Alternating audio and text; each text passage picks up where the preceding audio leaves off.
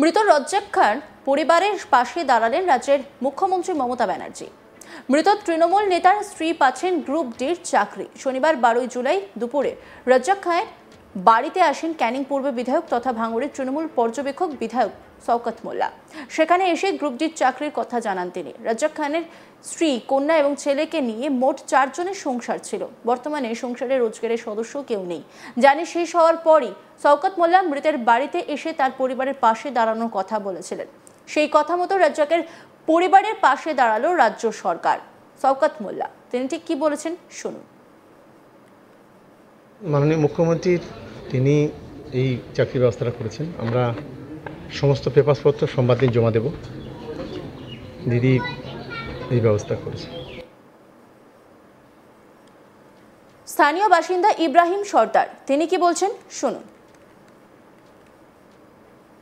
রাজ্জাকের পরিবারে তো সেরকম কেউ দেখার মতন কেউ নেই। ওর দুটো বাচ্চা আছে, আবার ওর বড়ও খুব শরীর খারাপ, মাথার হাড় হয়ে যাচ্ছে। ওর তো দেখার মতন কেউ নেই। আমি চাইবো যে রাজ্য সরকার যেন ওর পাশে থাকে, একটা চাকরির ব্যবস্থা করলে ওর পরিবারে হ্যাঁ, তাতে শুনে খুব আমরা একটু খুশি হলাম। আর আর মমতা ব্যানার্জিকে ধন্যবাদ জানাই ওর পাশে থাকার জন্য। এই গোটা বিষয় নিয়ে একটা রিপোর্ট তুলে ধরেছেন আমার কলিগ, দেখুন।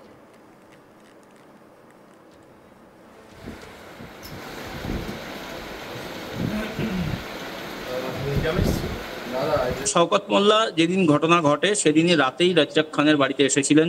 গতকালও তিনি গিয়েছিলেন, রজ্জাক খানের বাড়িতে গিয়েছিলেন, পরিবারের সাথে কথা বলেন।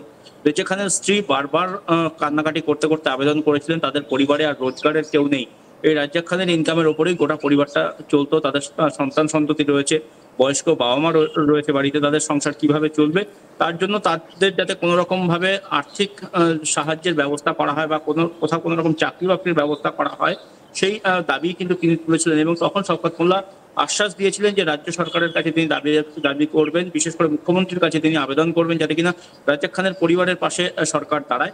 এবং সেই দাবি মেনেই কার্যত আজকেই ঘোষণা করা হয়েছে মুখ্যমন্ত্রীর তরফ থেকে যে রজ্জাক খানের স্ত্রীকে একটি গ্রুপ ডির চাকরি দেওয়া হবে। এবং আজকে শওকত মোল্লা গিয়েছিলেন সেই পরিবারের সাথে দেখা করতে।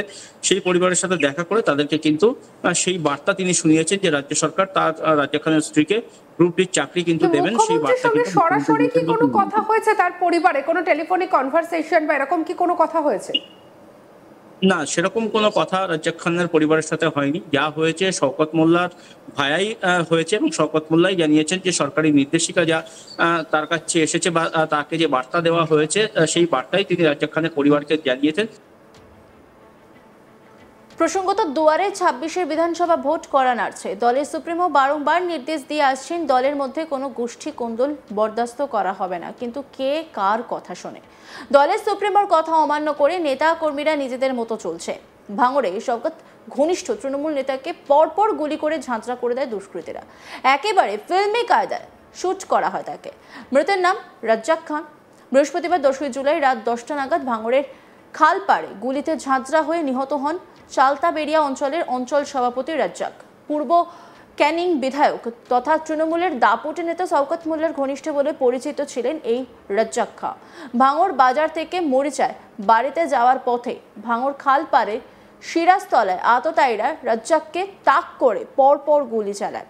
এরপর হাঁসুয়া দিয়ে কোপ দিতে মাটিতে লুটিয়ে পড়েন তৃণমূল নেতা, আর তারপরেই মাটি লাল হয়ে ভেসে যায়।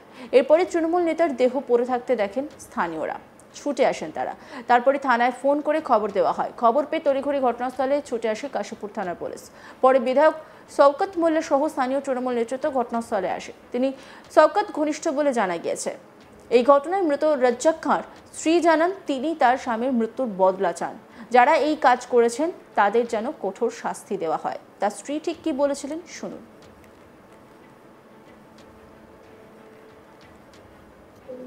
সঠিক তদন্ত হোক, সঠিক তদন্ত হয়ে আমি ফাঁসি চাই। আমার স্বামীর মৃত্যুর বদলে আমি মৃত্যু চাই। আমার দুটো বাচ্চা ছোট, আমার সংসার চালানোর কেউ নেই। এই ঘটনায় তৃণমূলের দলীয় কর্মীরা রীতিমতো ভয়ের মধ্যে রয়েছেন। তৃণমূল কর্মী কি বলছেন শুনুন।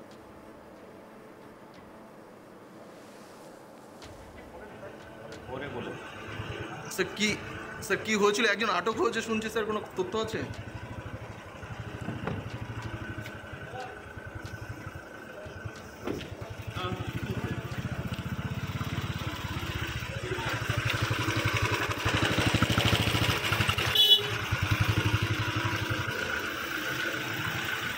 কিছু জানি না, এইমাত্র তো আমি আসলাম। ওরা বাড়ি যাচ্ছিল, ও মহত্ব বাড়ি যাচ্ছিলো, আইএসএফের দুষ্কৃতীরা ওই কুপিয়ে খুন করে দিয়েছে। শোনা যাচ্ছে যে গুলি করা হয়েছে, গুলিও করেছে। কোপ মেরেছে, কুপিয়েছে, প্লাস গুলি করেছে। মারা গিয়েছে। সব সম্পূর্ণ নওশাদের উস্কানিতে হচ্ছে। কে মারা গিয়েছে, কে তার নাম কি? রাজ্জাক, এই অঞ্চলের সভাপতি,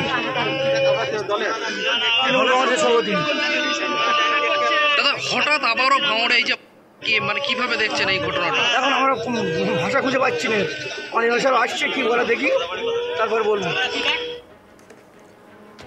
গোটা ঘটনা অবশ্য অস্বীকার করেছে আইএসএফ। তাদের বক্তব্য, আইএসএফ এই ধরনের রাজনীতি করে না। আইএসএফ এর নামে মিথ্যে অভিযোগ আনা হচ্ছে, ফাঁসানোর চেষ্টা করা হচ্ছে তাদের। আইএসএফ নেতা কি বলছেন শুনুন। এই কিছুক্ষণ আগে কলকাতাতে বাড়ি ফিরে সাংবাদিক বন্ধুদের কাছে জানতে পারছি যে চালতাবেড়ে অঞ্চলের রাজ্জাক খান নামে তৃণমূলের এক নেতৃত্ব বিজয়গঞ্জ বাজার থেকে বাড়ি যাওয়ার পথে দুষ্কৃতীদের হাতে নৃশংসভাবে নিহত হয়েছে। শওকত সাহেব এই দোষটা আইএসএফ এর ঘাড়ে চাপানোর চেষ্টা করছে। আমি শওকত সাহেবকে বলবো, আইএসএফ খুনের রাজনীতি করে না। আইএসএফ খুনের রাজনীতি বন্ধ করার জন্য রাজনীতির ময়দানে এসছে। অবহেলিত নির্যাতিত মানুষের হক পাইয়ে দেওয়ার জন্য নওশাদ সিদ্দিকী রাজনীতির ময়দানে। সুতরাং নিজেদের গন্ডগোল চাপা দেওয়ার জন্য অন্য রাজনৈতিক দলের উপরে এই ধরনের দোষ চাপিয়ে আপনারা পরিত্রাণ পাবেন না। আমরা কোনো দিনেই খুনের রাজনীতিতে বিশ্বাসী নই। রাজ্জাক সর্দার কোনো না কোনো পরিবারের ভাই, কারো পিতা, কারো সন্তান। ভাঙড়ে কেন গোটা পশ্চিমবঙ্গের কোনো ব্যক্তি খুন হোক আমরা চাই না। এর সঠিক তদন্ত আমরা চাই। প্রয়োজনে আমরা প্রশাসনের সঙ্গে আন্তরিক সহযোগিতা করে এই খুনের কিনারা যাতে প্রশাসন করতে পারে সহযোগিতা করব। প্রয়োজনে আমরা সিবিআই দাবি করব যে ভাঙড়ে এই ধরনের খুন আমরা কোনো মতে মেনে নেব না। এর সঠিক আসামি খুঁজে বার করে তার সাজার ব্যবস্থা করুক। প্রশাসনের কাছে দাবি করব, কোনো ব্যক্তির কথায় প্ররোচিত হয়ে তদন্তকে প্রভাবিত করবেন না। আপনারা সঠিক তদন্ত করে সঠিক আসামি বার করুন। এই খুনের সঙ্গে তৃণমূলের অভ্যন্তরীণ লেনদেন এবং গোষ্ঠীদ্বন্দ্ব ওতপ্রোতভাবে জড়িত এবং তার ফল হচ্ছে গিয়ে সঠিক তদন্ত হলে। অন্যান্য খবরের আপডেটের জন্য অবশ্যই নজর রাখুন আজ তাক বাংলার ইউটিউব স্ট্রিমিংয়ে। লাইক, কমেন্ট, শেয়ার এবং সাবস্ক্রাইব করতে ভুলবেন না।